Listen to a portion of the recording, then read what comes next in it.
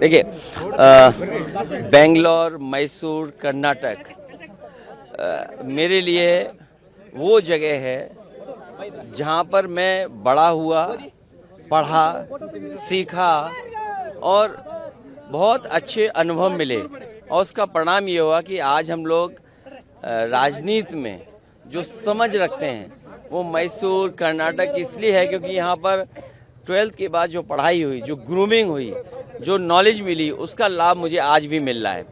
क्योंकि ये स्टार्टअप का हब है बेंगलोर।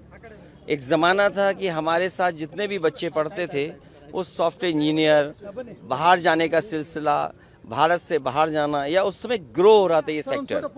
तो आज जब हम लोग यहाँ आए हैं, हालांकि कल हम और आप सब लोग मिलेंगे भी, स्टार्टअप को लेकर के विजन इंडिया,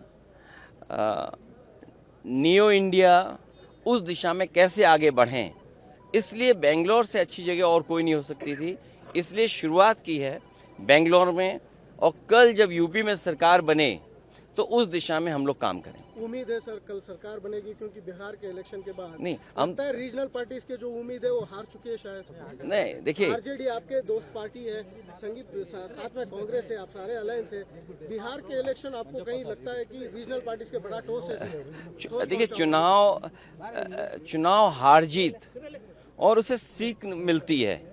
आप पॉपुलर हो सकते हैं, आपको वोट ज़्यादा मिलेगा, लेकिन बीजेपी की जो मशीनरी है, बीजेपी का जो काम करने का तरीका है, बीजेपी जिन इश्यूज़ को लेकर के ग्रास रूट तक जाते हैं। मान लीजिए, उन्होंने अब ये कहना शुरू किया है कि महिलाओं ने बहुत उन्हें वोट दिया है, वीमेन वोट ज़्यादा मिला है उनको, ये तो बताया जा सकता है, लेकिन आप 10,000 रुपये कब तक देंगे? आप सम्मान का जीवन नहीं देना चाहते हैं। अच्छा, उन महिलाओं को आप 10,000 दे रहे हो जिनके पति, परिवार के लोग एक साथ नहीं रह सकते हैं। देखिए, दुख की बात यह है कि बिहार, यूपी वो स्टेट है जहाँ के सबसे ज़्यादा लोग बाहर जाते हैं, वो अपने परिवार को छोड़ के जाते हैं। परिवार के साथ परिवार की तरह रहें, उसके लिए सरकार काम नहीं कर रही है। बस 10,000 रुपये दे करके वोट ले लिया, बाद में जैसे और स्टेटों में इन्होंने किया है कि नंबर्स कम कर देना है, बाद में नियम बना देंगे, रूल्स बना देंगे, बाद में पता लगा कि उतनी हमारी माता बहनों को मदद नहीं मिल रही। सेम महाराष्ट्र में और किसी स्टेट में इसी तरह का काम होता है। आप कैसे रीड करते हैं सर, क्योंकि काफी सालों से आप पॉलिटिक्स को देखते जा रहे हैं, बीजेपी का इस बेहतरीन विन कहा जा रहा है उनके तरफ से, इंडिया का बेहतरीन विन जेडीयू को, आप कैसे देखते हैं सर? नहीं, इतना सीट जीते हैं, 202 डबल सेंचुरी, हजम नहीं हो रहा। I am not able to understand कि भाई ये रिजल्ट कैसे, अगर 202 आ सकते हैं, 202 आ सकते हैं, तो जिस स्टेट में ज़्यादा सीटें हैं, तो अगर 70%, 80% सीटें कोई पॉलिटिकल पार्टी जीत सकती है, तो दूसरी पॉलिटिकल पार्टी भी 90% लोगों के साथ काम करके, 90% लोगों के साथ काम कर करके, मैं समझता हूँ उनसे बेहतर परफॉर्म कर सकते हैं। क्योंकि अगर ये बेंचमार्क है तो इस बेंचमार्क को तो क्रॉस करना ही करना है हमें। लेकिन सर, जिस तरह से, ये एक लास्ट क्वेश्चन सर, आप इस इलेक्शन से क्या सबक सीख सकते हैं, या टीएमसी हो, जेडीयू हो, आप मेनली आरजेडी हो, या आपके एसपी हो, एसपी तो बड़ी तगड़ी पार्टी है यूपी में, क्या एक सबक है कि किस दिशा में जाना चाहिए नेक्स्ट इलेक्शन में? यूपी में हम लोगों ने हार से ही सीखा है, और हार से ही सीखने का मौका मिलता है। जब आप बिल्कुल नीचे पहुंच जाते हैं तब आपको लगता है कि वो ऊंचाई पर कैसे पहुंचे हैं। हम हारे थे, मुझे याद है, हमें 5 सीट मिली थी, मैं सरकार नहीं बना पाया, और उसके बाद डबल इंजन, उन दोनों डबल इंजनों को हमने हराया, और ऐसी ऐसी सीटें वो हारे हैं, अभी भी शायद वो कल्पना नहीं कर सकते।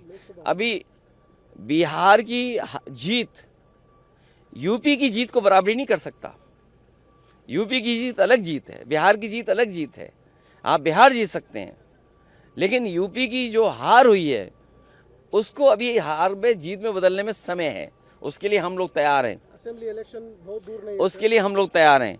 आज जब हम और आप मिल रहे हैं, हो सकता है कि अगर 11 जनवरी 2027, अगर 11 जनवरी 2027 को डिक्लेयर होता है इलेक्शन, तो आज हमारे पास 423, 424 दिन है, और यूपी में 403 असेंबली हैं, तो हमारे पास 20 ही दिन तो स्पेयर में हैं। तो 20 ही दिन स्पेयर में, बाकी तो हमें काम ही करना है। सर, बेंगलुरु एक बड़ा उम्मीद लेके आए हैं, कैंपेन आपने शुरू किए हैं, क्या सोच रहे हैं सर? देखिए, ये मैंने जैसे शुरू में कहा आपसे कि ये एयरपोर्ट, ये जगह वो है जहाँ से मैं ऑटो से जा कर के और मैसूर के लिए बस पकड़ता था। अब तो एयरपोर्ट भी बदल गया। वो जो बस स्टैंड में जो कभी कभार बसें मिल जाती, वो बस स्टैंड भी कितना बड़ा हो गया है। बेंगलोर में वहाँ पहुँचने पर 45 मिनट लगते थे, आज शायद ज़्यादा समय लगेगा। पीएम एक बात बोले हैं सर कि ये रीजनल पार्टी से, कांग्रेस से, ये इन फाइटिंग से डर रही है, ये खुद टूटने वाली पार्टी से टूट भी सकती है। आप क्या कहेंगे सर इसको? उसमें इतना ही कहना है कि वो हमारे यूपी में एक मुख्यमंत्री हैं, 2 मुख्यमंत्री वो हैं जो हटाना चाहते हैं मुख्यमंत्री को। दिल्ली में 1 में 2 में लड़ाई है, 2 1 बनना चाहते हैं। इसीलिए आपने देखा होगा बहुत सारे ऐसे सवाल खड़े होते हैं जिनका जवाब सरकार को ही देना है और वो विपक्ष से पूछते हैं। घुसपैठिए आ गए, 11 साल से सरकार किसकी है?